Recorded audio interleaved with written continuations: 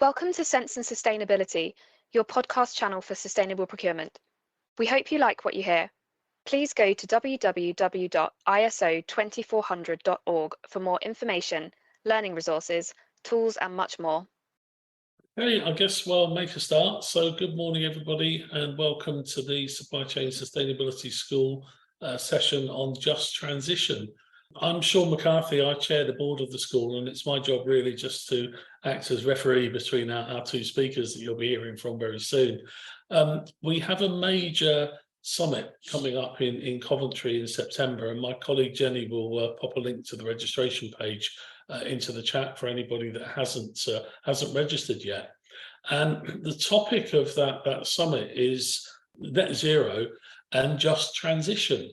We thought to ourselves, well, does everybody know what just transition means? Do we know what just transition means? It's actually, as you'll learn today, a really broad topic. So what we thought we would do is we get two of my esteemed colleagues together. James Cadman, who's very much our expert on carbon, runs Action Sustainability's consultancy business, and Helen Carter, who's been with Action Sustainability nearly as long as I have, who comes at it from a human rights perspective. So really today is just about having a bit of a conversation about those topics so we can build the understanding, and then when you come along to the conference, to the summit, we can really start to get into the topic in a little bit more detail. So that's really what today is all about. We're recording today, so we will be distributing the recording as well. So what I'm going to do now is just start to hand over to our speakers.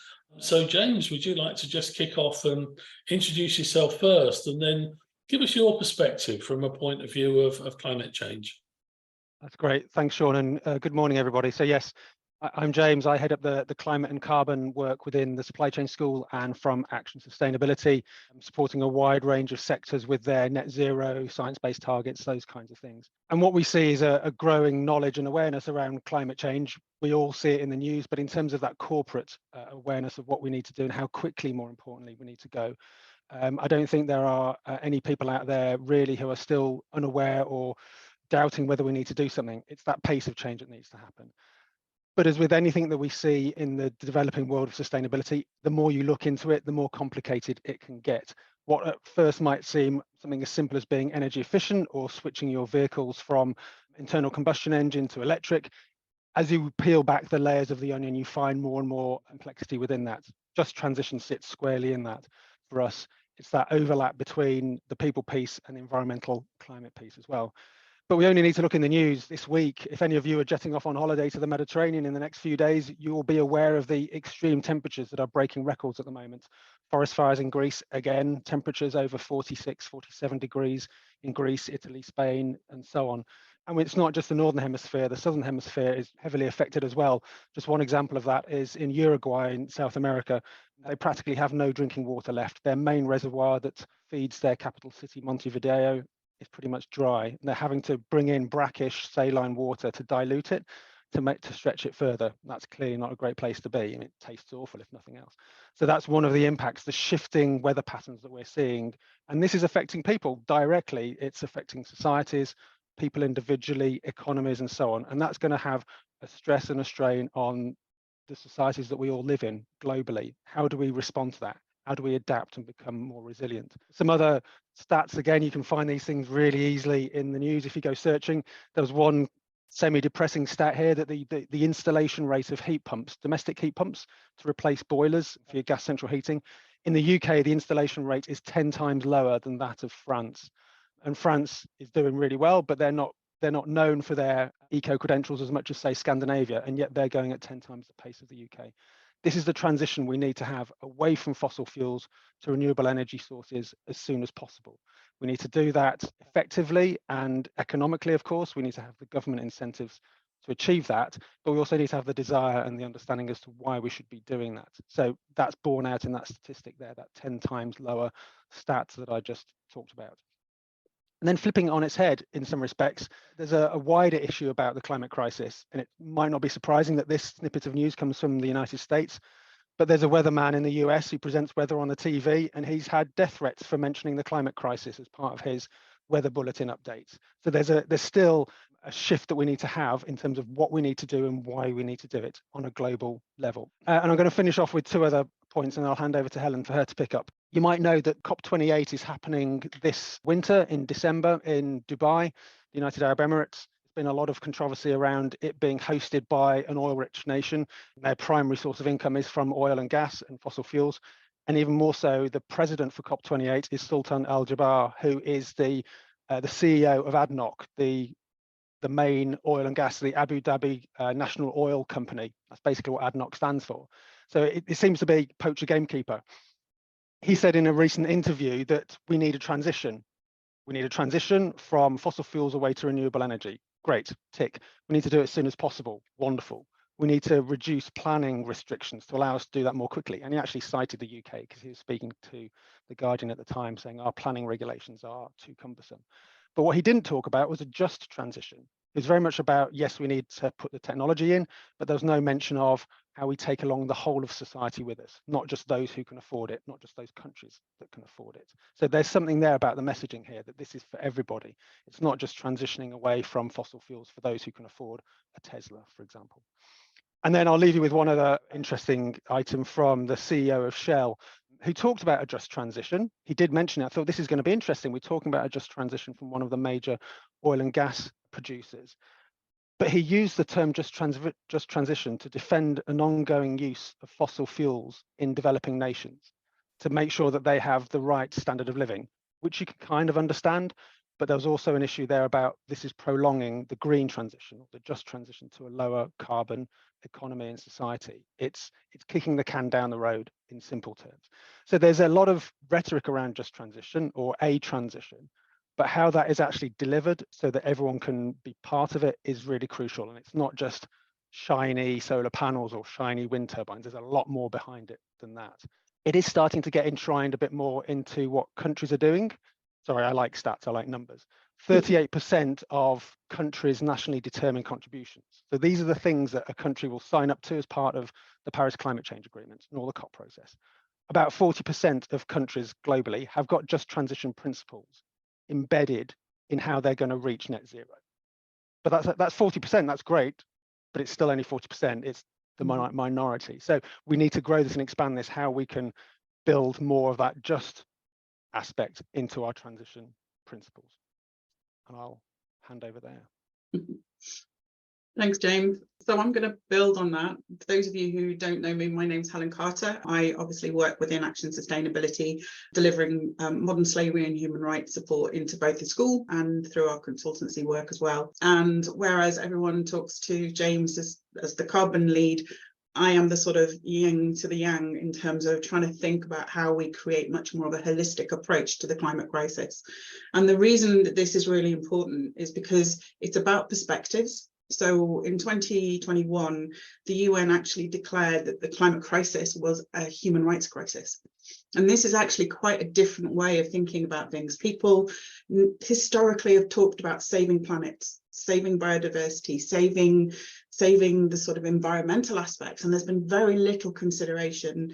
There are people who do consider it, but there's very little consideration on the sort of social impact associated with the sort of environmental degradation that we're seeing. So the UN trying to turn this on its head a little bit was a really interesting time where people started to realise that actually the climate crisis was much more about us living in environmental limits, ensuring that the human race can continue to exist and do it in a way that is responsible, minimising that harm, if you like.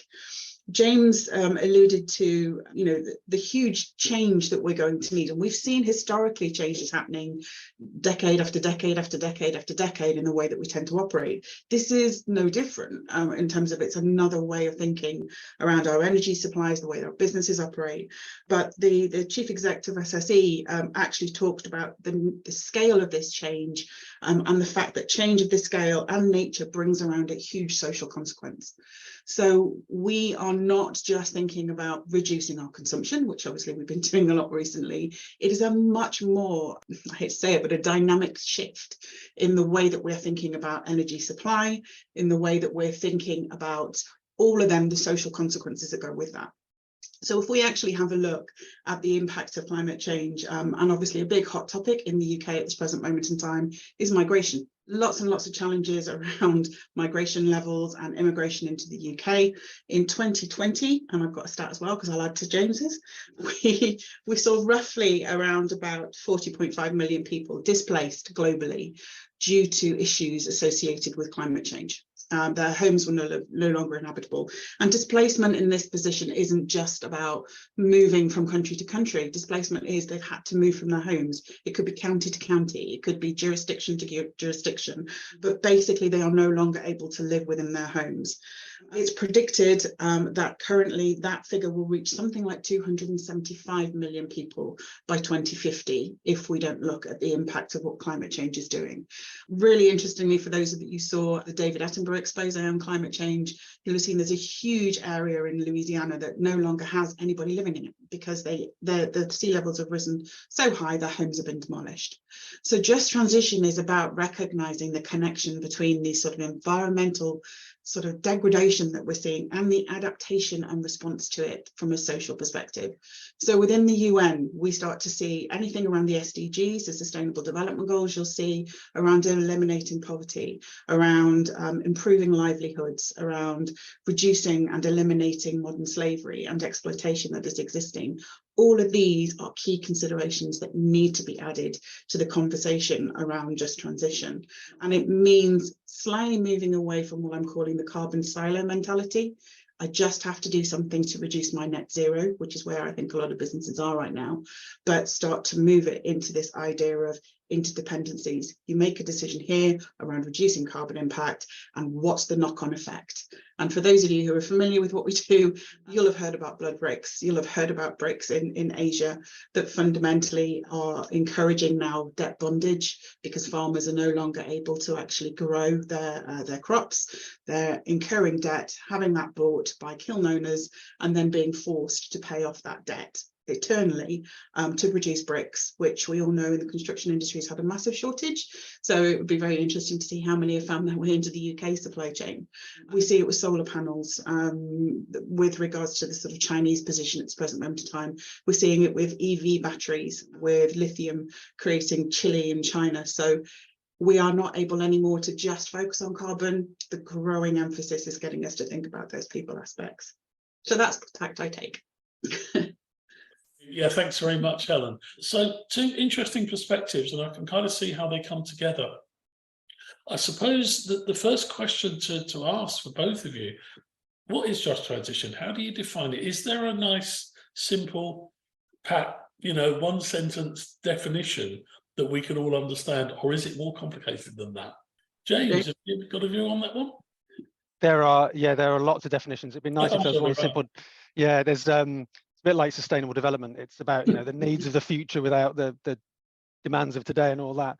It's about bringing everybody along the journey together, or words to that effect, so we can all shift to a lower carbon society, lower carbon economy, and that everybody's included. So this is very much about inclusivity as well, DE&I, EDI, however you phrase it in your organization.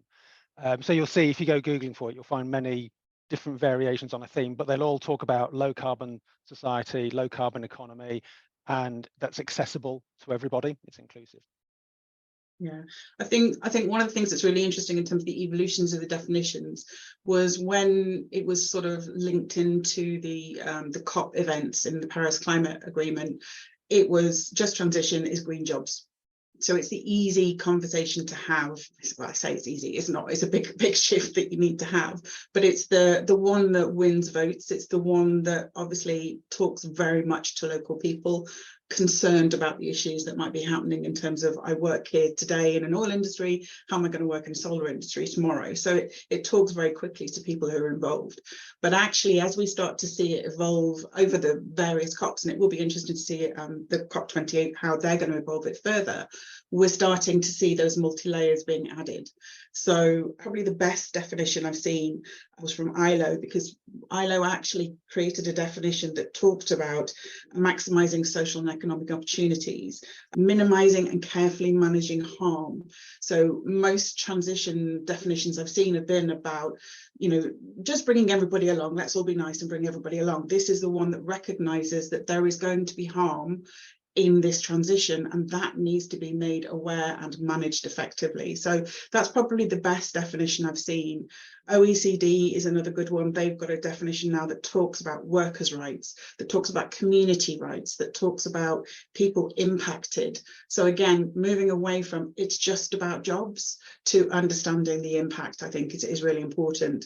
There's no standardized definition, unfortunately, but I probably think for me personally, that's the best one, because it does have both a positive effect, but also, as James pointed out, my very depressing background, the negative stuff's also mentioned, and the risk managed accordingly. So there's a recognition that there will be winners and losers. So, to use an old expression, you can't make an omelette without breaking eggs. There is, but I think from what its perspective is trying to make people more aware of what those downsides are and minimizing them. And the idea is to try and minimize losers. I mean, the reality is, and this is possibly a little contentious, if we actually look at the race for critical minerals right now, China is leading the way. Chile's just found it's privatized, I think, all its mines and or made them public ownership. They're going to be holding on to a lot of the critical minerals that they have that are feeding into batteries. So what's quite interesting is that if we look at the history of supply chains around oil and gas, the West has managed, or the developed global North has managed to go in with its big size 10 boots and say, I want, thank you very much, and just taken what it's wanted. It's not happening now. What we're starting to see is those countries realizing the value of the energy supply that they have and actually saying, no, you're not having it, or we're going to ration it. China's rationing it, Chile's rationing it. What this will mean is that we, as a global North, are actually potentially in a race to lose here, because we do not have access to a lot of the technology that we're asking for, and we're relying on countries who now are bigger and grown up and understand the consequences and going, we don't want to play, or we don't want to play if you're not going to be fair. This is the paradigm shift that you alluded to earlier. It's been very much for 100 years that we've had oil and gas centered on the US, obviously the Middle East, in previous decades Venezuela as well, but not recently, of course. That's shifting, as you say. Chile's coming onto the global stage. Other countries, Cornwall's coming onto the global stage. Yes, I saw that. With all of this, so it is shifting. Ultimately, we will still have energy, because this is all about, can we get energy? We're such an energy-hungry species. We do it. Everything we do plugs in somewhere. So, and that's only going to grow as more developing nations become developed and more people get more gadgets. It's how we provide that energy in as clean a way as possible. But it's shifting in terms of global politics. That's really what's happening under our feet right now. And the global team has been found in Australia recently, hasn't it, I believe? Yes, Australia's definitely committed to a new strategy. They've got a lot of raw materials. The US, I think, are the same. They've got a lot of raw materials. So if you actually look politically how it's all working, and this is where it's getting really, really interesting, is the political stage in terms of protectionism that's happening around resources, and that's going to have a massive effect on all our supply chains. COVID's enabled us to understand what supply chain now means, only a few decades into what that is, but people now realize we have supply chains. And if we start to see, I liken this to the next arms race. The next race is energy. Who's got the resources, who's willing to produce it, who's willing to do it sustainably and justly, if you like. And protectionism is not new either, is it? I mean, the United States has had a strategic oil reserve for 100 years. Yeah. And buy oil from elsewhere, but actually keep oil in reserve as well. So I guess, but as you say, that behaviour now is happening in different parts of the world where they have the resources. And of course, the technology moves on, doesn't it? So, we all need lithium now. Yeah. Are we going to need lithium in 5 years' time when salt batteries have been perfected or whatever? Yeah, I think one of the things that's quite interesting for those of you who obviously have been following the work we're doing on solar panels, the US imposed the Uyghur Forced Labour Act in 2021.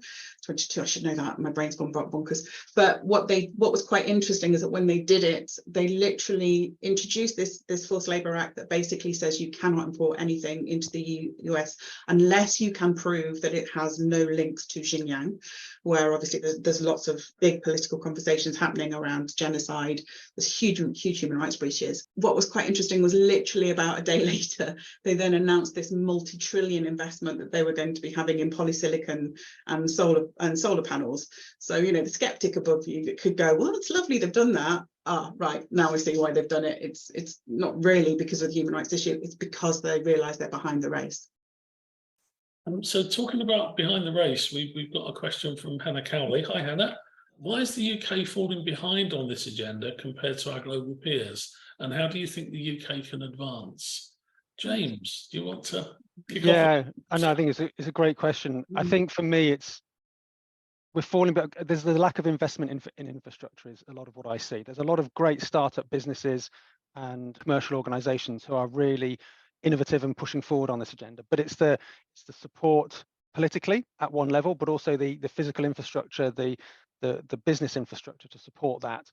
That's what's holding us back. I mentioned that stat about heat pumps, for example. Just to drill into that, for example, that's not about the technology of heat pumps because that's global. It's about the training of the individuals who can install them. It's down to that level in many cases, and the funding that goes around that, and the support from government and local authorities and so on. But there's a big issue there for me around that kind of training and infrastructure, making sure it happens. Those are the enablers or the accelerators. The technology is largely there, and it will carry on developing. That's never the issue for me. It's about getting that technology to the right place and telling people how to use it efficiently. Thanks, James. Helen, anything to add on that one? I'm going to be a bit controversial. We're a little bit risk averse in this country, I think, and I think that because I sometimes think the UK tries to aspire to being the US's younger brother, which is kind of amusing. But I think from that perspective, because of the short political terms, because it's all about wanting to win votes and wanting to get popular opinion, there's never really been any proper holistic thinking around the long-term strategies for energy, the long-term, you can say what you like about China, but the reason that they are now leading the way in understanding solar, understanding all the energy, and it's not just solar panels, they've got huge investment into so much technology. They started this 20 years ago. They didn't wait. They just went, we know we need to be able to do this. So, and they put things in place. So the reality is with the forced labour issue in solar panels, for example, the forced labour element is actually a very small part of the total cost. So if you pay people fairly and and eliminate that, you're not going to increase the cost. The reason it's cheap is because the government subsidised investment in that area. We don't have that thinking in this country. We don't have that forward thinking, and that's left us seriously behind, I think, in the race, because we are just risk averse and bureaucratic. Can I just follow up on that? Because there's a great comment from Dan Ulanowski on the chat. Hi, Dan. I was just about to introduce Dan's comments. Yeah, carry on, James. The first, I'm just going to pick up on one of the comments you've made. The first one about companies going headlong into EVs for company cars. They will remain nameless, but I spoke to a potential client a couple of years ago who said, yeah, we've invested in electric vehicles. And I thought, great, the delivery vans, all the transport and stuff. And no, it was 6 electric Porsches for the C-suite of the business. Yeah. It was sending a signal, not the right signal, I think, but it was certainly sending a signal. So yeah, I'd back that comment entirely. And to add to that, James, if you actually look at the government's policy on let's remove boilers and let's put everybody in with a ground source heat pump, lovely, okay, but the grants they're allowing everybody to have, I think, is about £5,000. If you actually then look what you've got to contribute, it's about 15,000. So in terms of just transition, and this is where SSE are really good, because they're thinking about fuel poverty and thinking about how do we get fuel accessible to everybody. I mean, it's something like 2 billion people across the world don't have access to energy, like electricity or gas. There's a huge amount of people that do not have access. And the problem with climate change in particular is that the most vulnerable or the poorest are the most vulnerable. So putting in these lovely big schemes, like you say, the Teslas and everything else, defeats the total object of the fact that, it's got to be access to all for energy. The options have to be available for everybody. It was the same with feed-in tariffs for solar panels over a decade ago. When the original feed-in tariffs came out, they were over 40p a kilowatt hour. It was amazing. The government would be paying you loads of money to create solar-powered energy. But of course, you need the upfront capital to pay for the solar panels and get them Yeah. installed. Only well-off people could do that, but they then reap the benefit of, I think you got up to 45p a kilowatt. So you then got a great income. Those who actually need that or would benefit from that can't afford that upfront income, that upfront capital, sorry, of 5,000 or 6,000 quid to install the panels in the first place. That's the blocker. So the financial, the fiscal incentives have to be looked at. I'm no economist, but there are clever economists in Whitehall who can figure out mechanisms to enable that. We've seen the Green Deal, we've seen the various other green homes support mechanisms. All of them have foundered. All of them have not lived up to their expectations by any means. Yeah, I think but the challenge is, again, that the need is to change the economic model, and that's the problem. I think from a perspective of we're all trying to keep the same lines with the same investment decisions, the same return on investment, the same sort of, do we back this, do we not back this, using the existing structures that we've got. And actually, because this dynamic is so huge, the shift is so huge, there needs to be a little bit of innovation, or a lot of innovation, a lot of rethinking about how we do this. And I think we're seriously lacking. A lot of countries are lacking. Interestingly, in 2021, the UK actually set up a just energy transition partnership with France, Germany, US, EU, to support South Africa in their decarbonisation, investing a huge amount of money. So it's really interesting that they have that forward thinking, helping other countries, which is not wrong due to the climate debt that is owned, but also not thinking outside the box on shores. So why can't we do a similar thing here to think about how we do decarbonisation? So it's a very strange dynamic, I think. Yeah, and that kind of sounds a little bit similar to carbon insetting, which some of you on the call could well have heard of. We've all heard of carbon offsetting. Carbon insetting, in simple terms, is investing in reducing carbon within the value chain of your own organisation. So you kind of reap some benefit because it's essentially your scope 3 carbon, just to get a little bit technical for a second. But there's that, you could do that on a country-wide scale as well, which sounds similar to what you've just indicated there, Helen, about that understanding of where those global supply chains hook up with each other, what those nodes are, and how we can invest in that that technology, and clearly the social benefits to go with that. Okay, thanks, James. There's a question come through just in the chat, and also another comment from Matthew Hanley. Do you think our combined construction and supply chain industries needs to change the way we lobby government on these issues? Currently, there's a number of distant bodies, each with their own agendas and commercial interests, which means the direction of travel is not consistent. So the first thing I would say is the supply chain school doesn't lobby. Our partners don't want us to. They want us to stick to our knitting. We're the supply chain school. There's a clue in the title. So we leave the lobbying to other organisations like Green Alliance and Green Building Council, etc. But James, Helen, do you have a view? As I say, it's not something that we do as an organisation, but it does need to be done. And is it done well enough? I think there's a lot of good lobbying that happens from the various chartered institutes, and there are many shades of those that all have 3 or 4 letter acronyms. My concern is that there's too many cooks. So there's not one. I know there's a Green Building Council, and they kind of speak on behalf of the sector, but there are many others out there as well who are also speaking on behalf of the sector. And I feel that the message gets diluted, or it gets spoken in slightly different dialects, if I can use that analogy. So the message isn't as clear as it could be.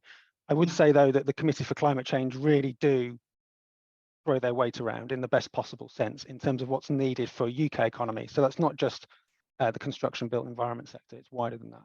But they really do put their weight behind holding the government of the day to account. Doesn't matter what shade of political persuasion they are, they will hold them to account. So that lobbying is great. So getting in line with Committee for Climate Change for me is the way forward, and supporting them in that consistent message. I'd throw a bit of a spanner in the works on this one, because I think from a lobbying perspective, climate, as in carbon reduction, as in net zero and all that, is really strong, is really vocal. There's lots of organisations talking about this. You start to say to them, you need to think about your supply chain people impact, and that's got no lobbying at the moment. That's got no conversation happening. So I think even just getting construction companies to start to think more holistically around their climate strategies is a place to start. And that might provide indication to government that that is something that business want. I'm going to be cynical and say that if I was to speak to most construction companies we talk to, very few of them have got just transition strategies. I think the only two I've seen are SSE, obviously because it's based in terms of the energy mix and the supply that they've got. There was another one I saw up in Scotland, but even that was just jobs. So I think there's a bigger piece before we even do lobbying that goes into, do businesses even understand the social impact, the social consequences of the decisions that they're making. Until that's even started, lobbying, I think, needs to be external to businesses. We need to get construction to be held to account somehow. And I don't think the government's in a position to do that, I think, at this present moment in time. There's a window of opportunity for that, though, through things like PPN 0620 and 0621 as well on the social value. A lot of organisations now know social value pretty well in terms of how we define it in the UK, that localised geographical social value in and around your project. It's extending that thought process out to wider supply chains and out to more global issues and a global reach. I had a conversation with a client recently about getting that there, actually in the kind of the detail of procurement and tender questions. We can all put in a social value question about, will there be apprentices and school leavers trained up as part of this project? It's extending that thought process to, well, what's going to happen to the people who are providing the raw materials 3 or 4 tiers down up the supply chain from the Far East somewhere? Because that's where it changes from social value to just transition in my mind. How do you get that thinking through? And that's PPN02. So I've just seen Adam going, we'll share the codes and the links to all these policy notes, Adam, so be able to get access to these. PPN06 was obviously the social value, and in there was a strapline that talked about modern slavery and labour exploitation. If you go to PPN02, which is actually the tackling modern slavery and forced labour policy note, they do explicitly mention polysilicon as a potential area for review, which is kind of interesting because it's the most high profile case at the moment in terms of this just transition thinking in supply chain. Obviously, we know of lithium in EV batteries, we know of also, aluminium, silver, the 3 Ts in phones. We know that there's huge issues associated with all these things. So PPN02, I think, provides your lever, James, for actually there are some now specific categories that are named under that government should be going and having a look at, albeit there will be huge challenges on how they procure and the competency and capability of procurement professionals to be able to adapt that sort of thinking. Yeah, it's the skills and infrastructure again. The concepts are there. It's kind of, how do you train up a buying team to understand how to look out for risks of poor labour standards, poor pollution and so on, buried somewhere deep in a supply chain, 3rd tier, 4th tier. It's about a competence piece and helping those people to understand the concepts, but also how to do the due diligence they need to say, well, there's an issue here, or there's something we can do better. I guess that segues us nicely to Helen, your recent piece of work on solar panels that's about to be published. Yes, so we're doing that in September. This will be an action sustainability piece, but we'll make it available through the supply chain school. And it literally is quite a comprehensive guide on how to procure solar panels, looking specifically through the social dimension. So it's not about business cases of whether solars work, but it's about how we can address these issues of forced labour and modern slavery. So we will be doing a webinar on that later on in the year. We'll make that available to everybody. And as I said, the guide will be free for anybody that wants to read it. It's a bedtime read, but it's comprehensive and covers most of what you need to do, but designed to build that competency, and that's what it's designed to try and do. Okay, thanks, Helen.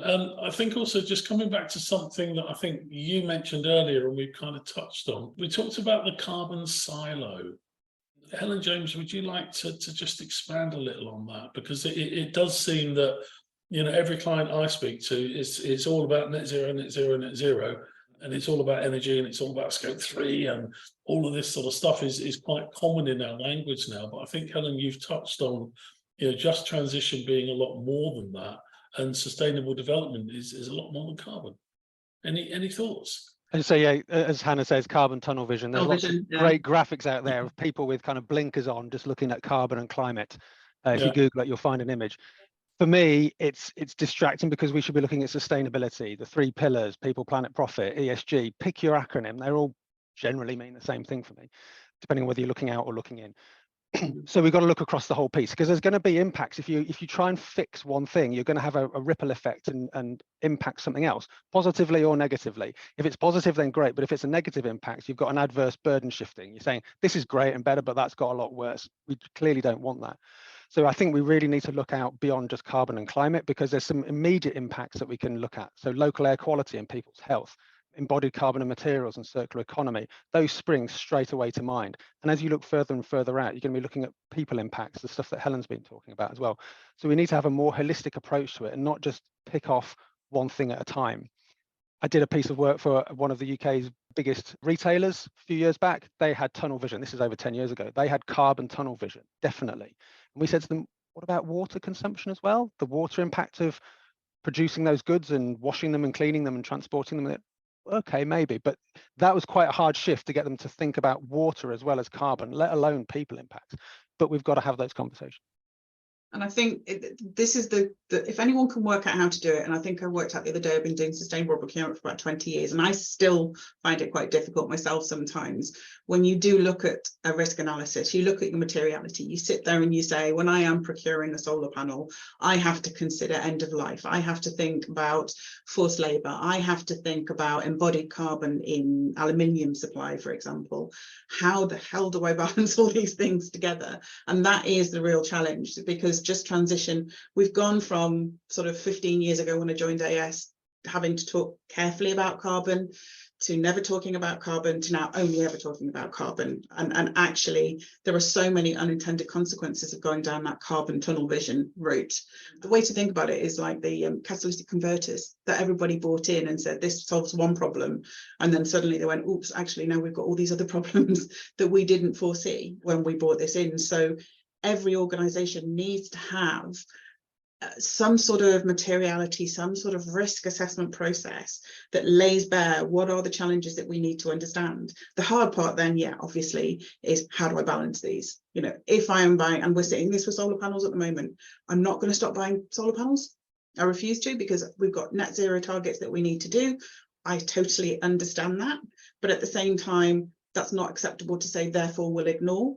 It's what do we do to maximize our opportunity to get the most ethical and sustainably sourced that we possibly can.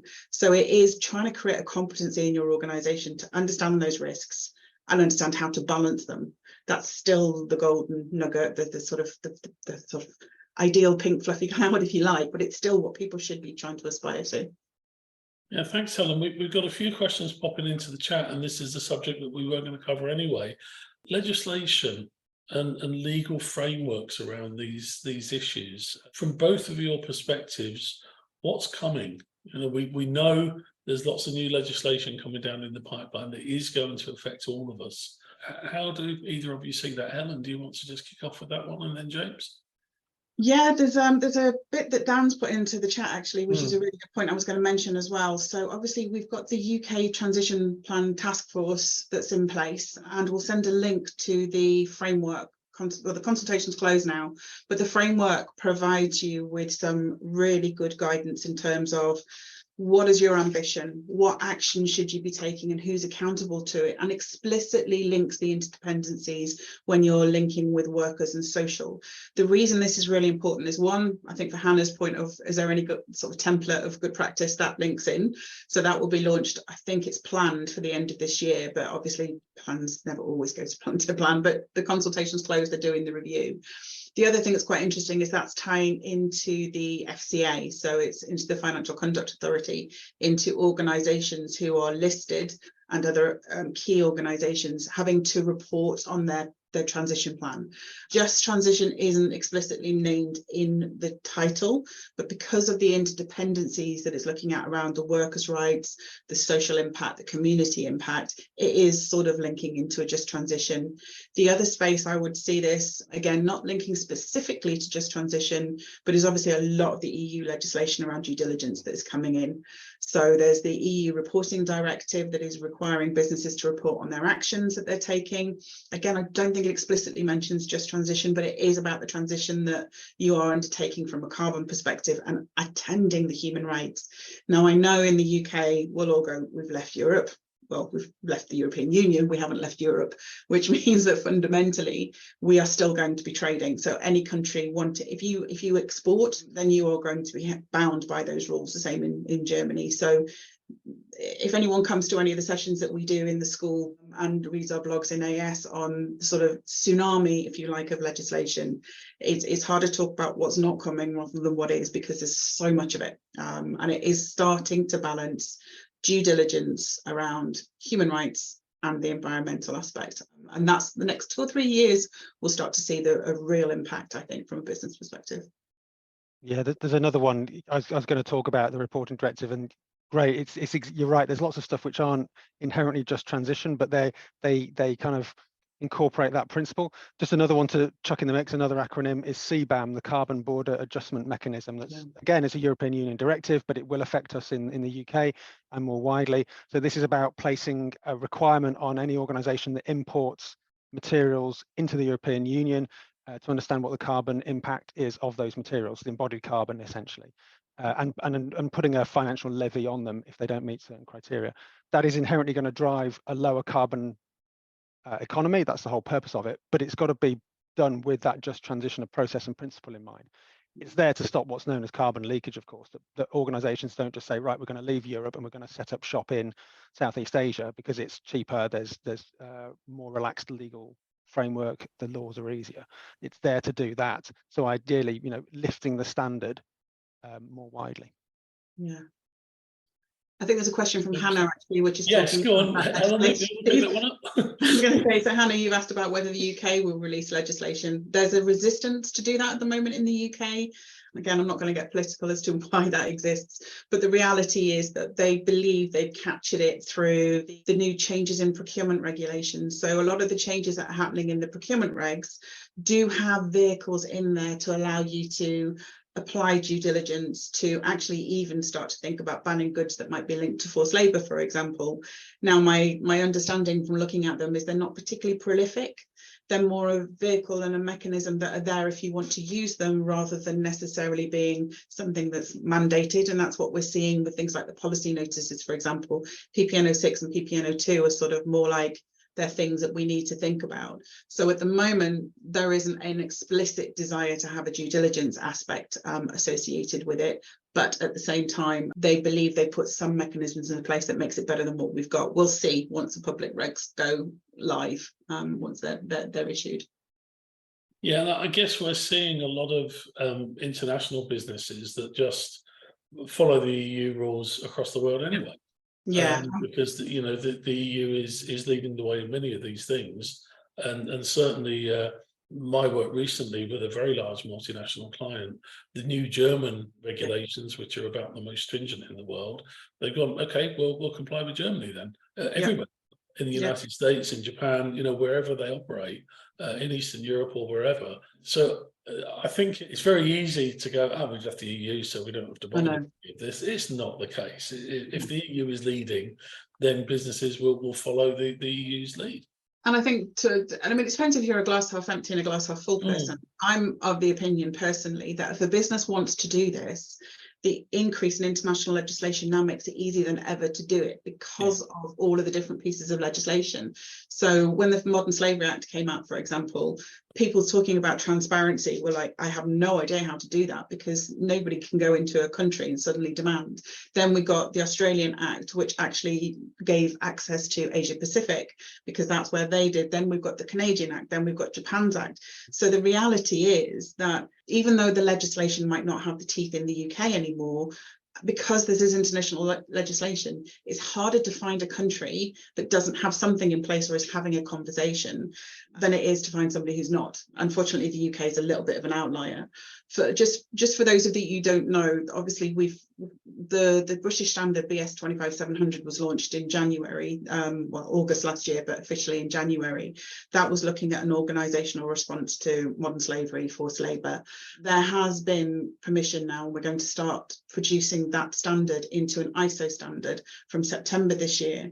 And what was really interesting is the countries that actually voted to have the standard in place, looking at forced labour and labour rights. So we were talking about Democratic Republic of Congo, Peru, St. Lucia, even China.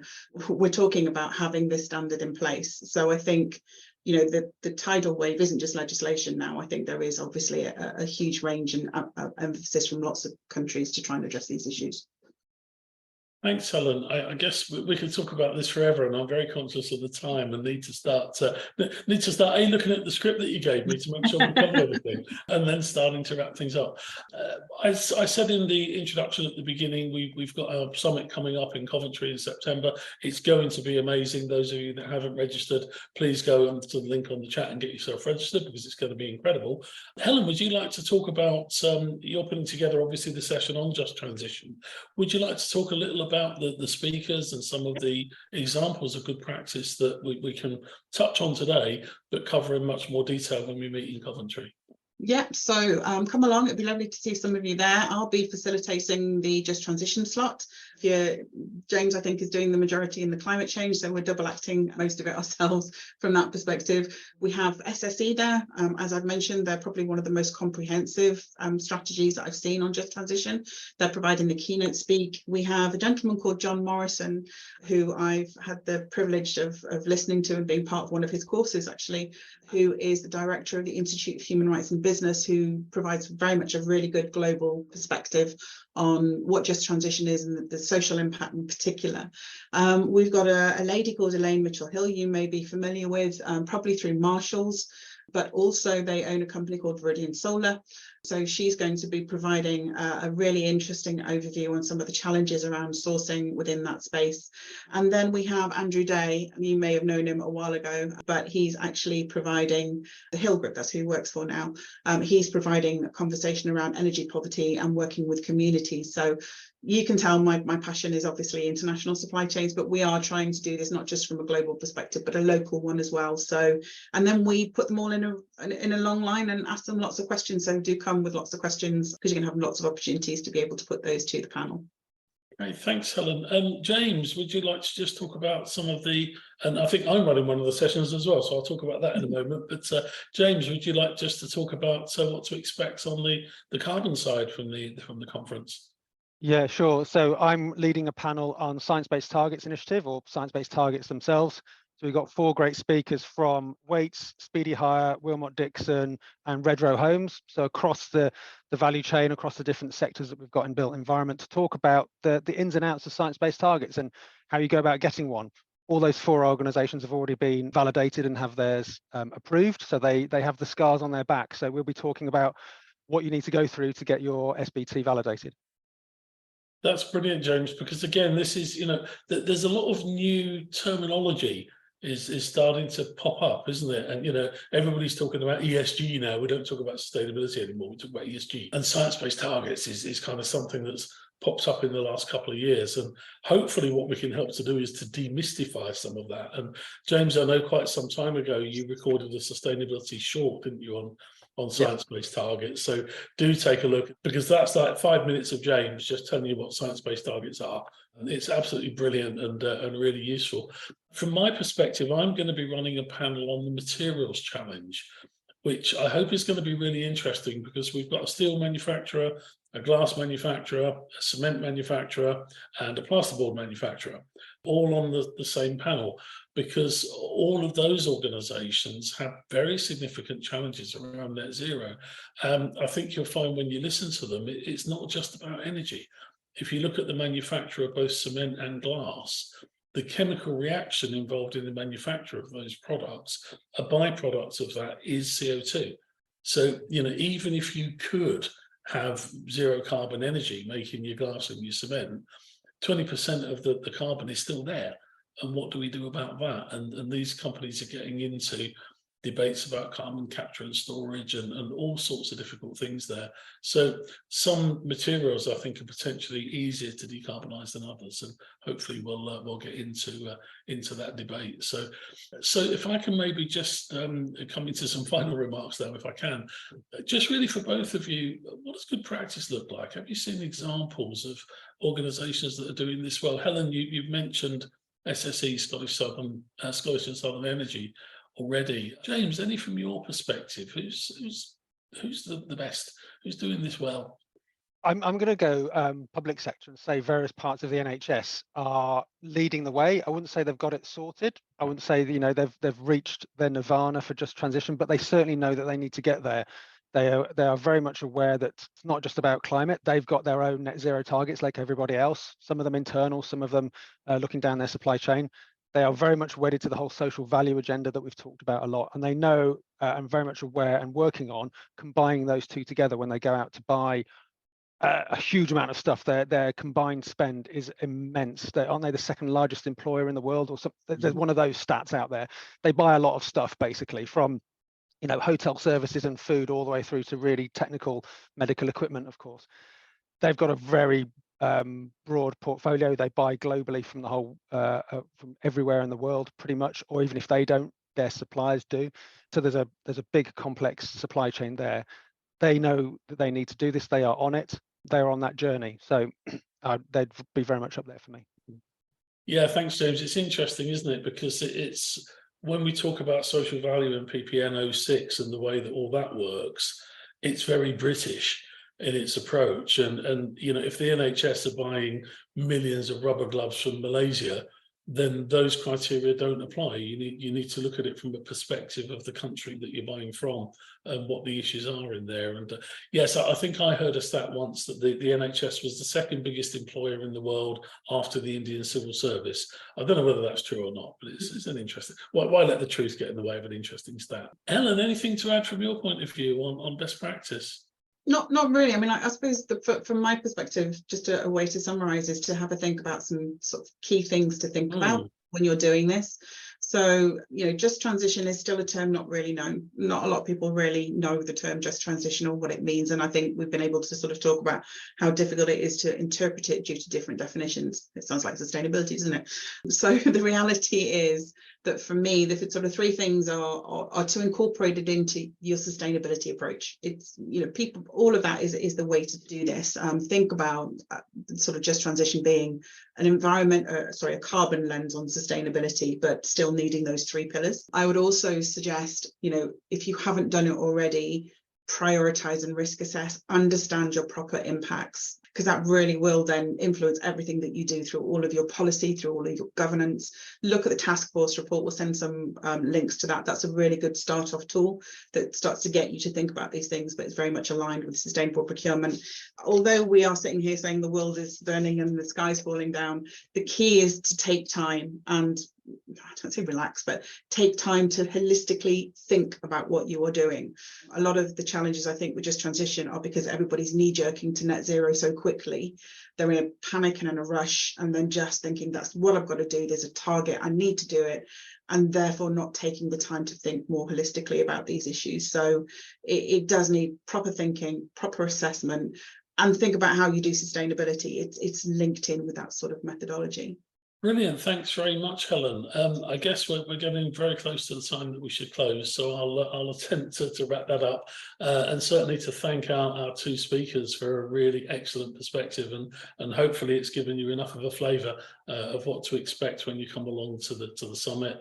Lots of other good content on the school, and events of one sort or another every day, as I'm sure many of you will be aware. So thanks to everybody for coming along and attending, and for those of you that have given us some really challenging and interesting questions. Enjoy the rest of your day. Thank you for listening to our podcast on Sense and Sustainability. Please listen out for more episodes. For more information, learning resources, tools, and much more content on sustainable procurement, go to www.iso2400.org.